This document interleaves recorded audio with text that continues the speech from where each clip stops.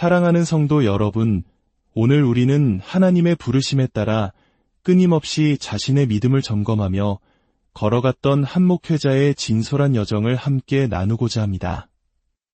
이 이야기가 여러분의 마음에 울림을 준다면 구독과 좋아요를 통해 더 많은 분들과 이 은혜를 나눠주시길 바랍니다.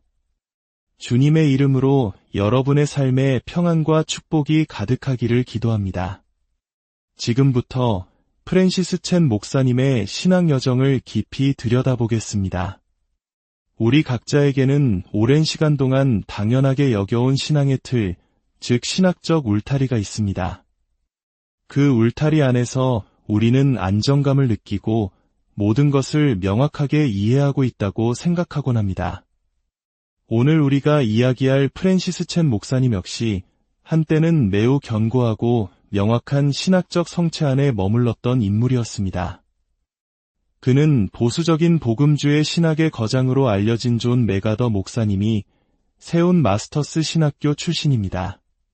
그곳에서 그는 성경 말씀을 철저히 문자적으로 해석하고 하나님의 절대 주권을 강조하는 개혁주의 신학, 특히 칼빈주의에 깊이 뿌리내린 가르침을 받았습니다. 그의 초기 사역은 이러한 배경 속에서 뜨거운 열정과 확신으로 가득 차 있었습니다. 그에게 있어 진리는 분명했고 그 진리의 경계선 밖에 있는 것들은 경계하거나 비판해야 할 대상으로 여겨졌습니다.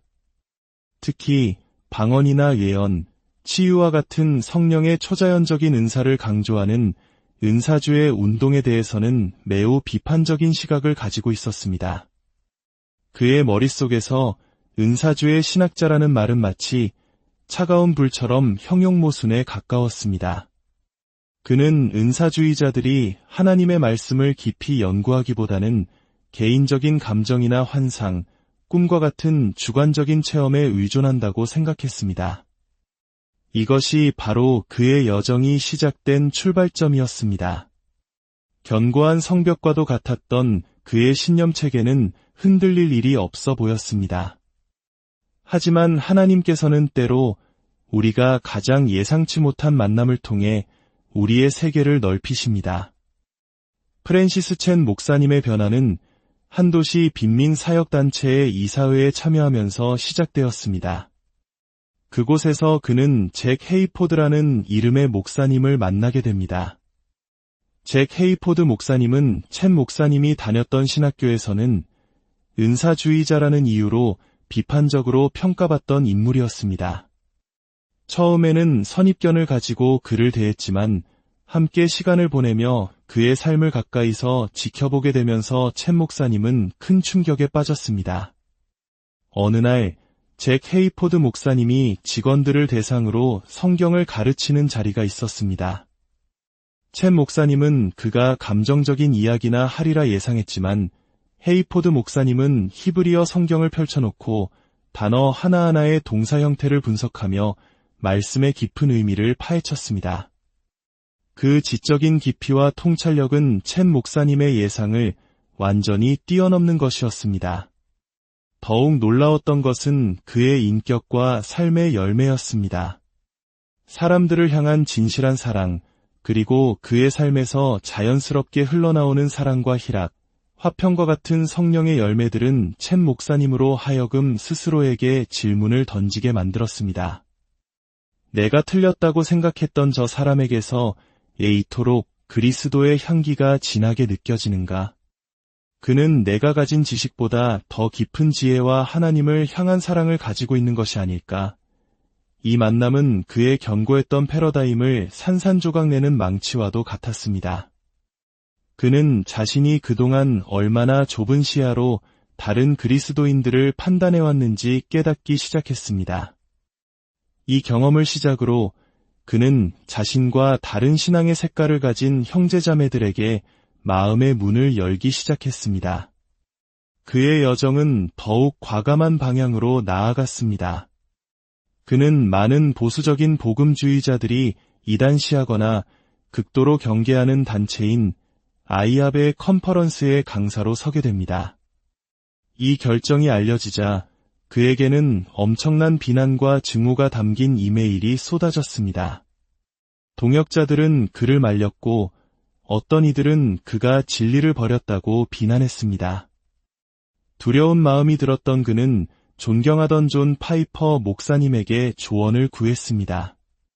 제가 아이합에서 설교하는 것 때문에 혹시 화가 나셨습니까? 거의 허락을 구하는 심정이었습니다. 그러자 존 파이퍼 목사님은 이렇게 대답했습니다. 프랜시스, 나는 화나지 않았습니다. 내가 아는 한 그곳의 리더인 마이크 비클은 예수님을 사랑하는 사람입니다. 물론 나와 종말론에 대한 견해는 다를 수 있겠지요. 하지만 그는 분명히 예수님을 사랑합니다. 이 말은 그에게 큰 용기를 주었습니다. 직접 아이합을 방문하여 만난 마이크 비클과 성도들의 모습 속에서 그는 신학적 차이점에도 불구하고 예수 그리스도를 향한 뜨거운 사랑과 헌신을 발견할 수 있었습니다. 그는 깨달았습니다. 진정한 신앙의 여정은 단순히 책상에 앉아 신학 서적을 연구하며 새로운 결론에 도달하는 것만으로는 부족하다는 것을, 그것은 나와 다른 배경과 생각을 가진 사람들을 직접 만나고 그들의 이야기를 겸손히 듣고 그들의 삶 속에서 역사하시는 하나님을 발견하는 과정이라는 것을 말입니다. 이러한 만남들은 그의 신학에도 실질적인 변화를 가져왔습니다. 오랫동안 그는 방언의 은사에 대해 부정적인 입장이었고 공개적으로 방언을 하지 않는다고 말해왔습니다. 그러나 약 2년 전 은사주의 신학자인 샘 스톰스와 바로 그 주제에 대해 통화하던 중 그 자신도 방언으로 기도하기 시작했다고 고백했습니다. 또한 미얀마로 단기 선교를 떠났을 때 그는 이전에는 믿기만 했을 뿐 직접 경험하지 못했던 치유와 기적을 목격하고 그 통로로 사용되는 경험을 하게 됩니다. 이 모든 변화는 그가 자신을 낮추고 교파의 벽을 넘어 연합을 추구하며 나와 다른 형제들을 통해 배우려는 열린 마음을 가졌을 때 하나님께서 부어주신 특별한 은혜였습니다. 프랜시스 첸 목사님의 도전은 신학적 교류에만 머무르지 않았습니다. 그는 자신이 개척하여 수천 명이 모이는 대형교회, 즉 메가처치의 담임 목사직을 내려놓는 결정을 내립니다. 많은 사람들이 그의 성공을 부러워했지만 그는 깊은 고민에 빠져 있었습니다. 고린도전서 12장부터 14장까지의 말씀을 묵상하며 그는 모든 성도에게 공동체의 유익을 위해 성령의 초자연적인 나타남, 즉 은사가 주어진다는 것을 깨달았습니다.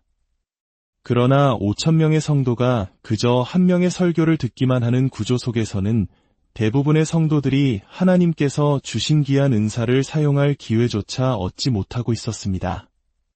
그들은 관객으로 전락하고 있었고 이것은 성경이 말하는 교회의 모습이 아니라고 그는 생각했습니다. 또한 그는 서로 사랑하라, 서로 섬기라 등 성경에 수없이 등장하는 서로라는 명령을 대형교회 안에서 실현하는 것이 얼마나 어려운지 절감했습니다. 진정한 제자도를 실천하고 삶을 깊이 나누며 서로를 세워주는 공동체를 이루기 위해서는 다른 구조가 필요하다고 믿었습니다. 그때 한 장로님이 중국의 지하교회 모델을 제시했습니다. 건물이나 한 명의 스타 목회자에게 의존하지 않고 가정마다 교회가 되어 수백만으로 증식해나가는 모습은 그에게 큰 영감을 주었습니다. 그는 더 큰 건물을 짓는 대신 사람을 세우는 길을 택하기로 결심했습니다. 그렇게 그는 안정된 자리를 떠나 여러 개의 작은 가정교회 네트워크를 시작하는 새로운 모험에 뛰어들었습니다. 물론 그 길은 쉽지 않았습니다. 마치 가족과 가깝게 지내다 보면 갈등이 생기듯 소규모 공동체 안에서 사람들의 연약함과 상처를 마주하는 것은 고통스러운 일이었습니다. 하지만 그는 그 속에서 진정한 교회의 모습을 발견했습니다. 성도들이 각자의 은사를 사용하기 시작했고 서로의 삶을 돌보며 영적으로 성장하는 모습을 목격했습니다. 세상이 교회를 향해 손가락질할 때 서로 사랑함으로 모든 사람이 너희가 내 제자인 줄 알리라 하신 예수님의 말씀처럼 그들의 사랑이 세상에 대한 강력한 증거가 되는 것을 보았습니다. 그의 여정은 여기서 멈추지 않았습니다. 복음이 절실히 필요한 곳을 향한 열망은 그를 홍콩으로 이끌었습니다. 한 번도 예수님의 이름을 들어보지 못한 사람들에게 창조주 하나님과 죄, 그리고 구원자이신 예수 그리스도를 전하는 경험은 그의 영혼을 다시 한번 뜨겁게 불태웠습니다. 미국에 돌아와 교리적 차이로 논쟁하는 모습과는 달리 순수한 복음 앞에서 눈을 반짝이는 영혼들을 만나는 것은 그에게 비교할 수 없는 기쁨이었습니다. 하지만 이 또한 그의 계획대로 되지는 않았습니다. 홍콩을 기지로 사마 주변 아시아 국가에 복음을 전하려던 계획은 코로나 팬데믹으로 막혔고 결국 비자 문제로 미국으로 돌아와야만 했습니다. 그의 삶은 이처럼 계속해서 자신의 계획이 무너지고 하나님의 인도하심에 순응하는 과정의 연속이었습니다. 프랜시스 챗 목사님이 교파를 넘어 다양한 사람들과 교류하면서 특히 가톨릭 지도자들과 만남을 가지면서 그에게는 가톨릭에 동조한다는 오해가 꼬리표처럼 따라다녔습니다. 많은 개신교인들은 로마 가톨릭의 교리가 성경적이지 않다고 믿기에 그가 교황을 만났다는 사실만으로 그가 복음을 타협했다고 비난했습니다. 하지만 그의 의도는 달랐습니다. 그는 가톨릭 찬양사역자인 맷 마허와의 우연한 만남을 통해 자신이 가톨릭에 대해 얼마나 피상적으로 알고 있었는지 깨달았습니다. 그는 가톨릭 신자들은 오직 은혜, 오직 믿음을 믿지 않는다고 생각했지만 맷 마허의 신앙 고백은 그의 생각과 달랐습니다. 한 번은 이런 일도 있었습니다. 한 가톨릭 은사주의 공동체의 리더가 그에게 다가와 이렇게 부탁했습니다. 목사님, 저희 가톨릭 신자들 대부분은 복음을 제대로 들어본 적이 없습니다. 그들이 복음을 듣고 구원받기를 간절히 원합니다. 와서 저희에게 복음을 전해주십시오. 그 순간 그는 갈등했습니다. 이 자리에 서면 분명 누군가 영상을 찍을 것이고 자신은 복음주의 진영으로부터 엄청난 비난을 받게 될 것이 뻔했습니다. 하지만 그의 앞에는 복음을 듣기 원하는 영혼들이 있었습니다. 그는 사람들의 비난을 감수하고 복음을 전하기로 결정했습니다. 그는 이렇게 말합니다. 사람들은 제가 그 자리에 섰다는 사실만으로 수많은 결론을 내리지만 저는 단지 복음이 필요한 사람들에게 복음을 전하고 싶었을 뿐입니다. 그는 오해를 두려워하지 않고 한 사람의 영혼을 더 소중히 여겼습니다. 그는 한 가지 중요한 원칙을 이야기합니다. 그것은 바로 성령이 내주하시는 성전에 대한 경외심입니다. 만약 한 사람의 삶에서 그리스도의 보혈에 대한 고백과 성령의 열매, 그리고 말씀을 향한 사랑이 보인다면 비록 나와 신학적 견해가 다를지라도 그 사람 안에 성령 하나님께서 거하신다는 사실을 인정해야 한다는 것입니다. 그는 이것을 예수님을 잉태했던 동정녀 마리아에 비유합니다. 만약 우리가 그 시대에 살았고 마리아의 태 안에 구원자이신 예수님이 계시다는 것을 알았다면 우리는 그녀를 어떻게 대했을까요? 그녀가 내게 돌을 던진다 할지라도 나는 하지만 당신 안에는 예수님이 계십니다라고 말하며 그녀를 존귀하게 여겼을 것입니다. 마찬가지로 비록 연약하고 부족할지라도 한 형제가 그리스도의 영을 모신 성전이라면 우리는 그를 함부로 비판하거나 정죄할 수 없다는 것입니다. 물론 신학적 질문과 토론은 필요합니다. 그러나 그 모든 것은 상대를 존중하고 사랑하는 마음 위에서 겸손과 온유함으로 이루어져야 합니다. 그렇다면 진리와 연합, 이 둘의 관계는 어떠해야 할까요? 어떤 이들은 프랜시스 챗 목사님이 진리보다 연합을 더 중요하게 여긴다고 비판합니다. 그러나 그는 단호하게 말합니다. 저는 결코 그렇게 말한 적이 없습니다. 그에게 진리와 연합은 선택의 문제가 아니라 둘 다 필사적으로 지켜내야 할 하나님의 명령입니다. 거짓 가르침에 맞서 싸우고 교회의 죄를 제거하는 것만큼 그리스도의 몸된 교회가 하나 되는 것을 힘써 지키는 것 또한 거룩한 의무입니다.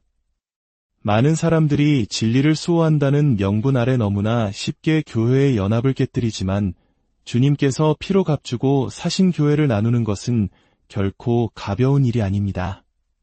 물론 타협할 수 없는 핵심적인 진리는 존재합니다.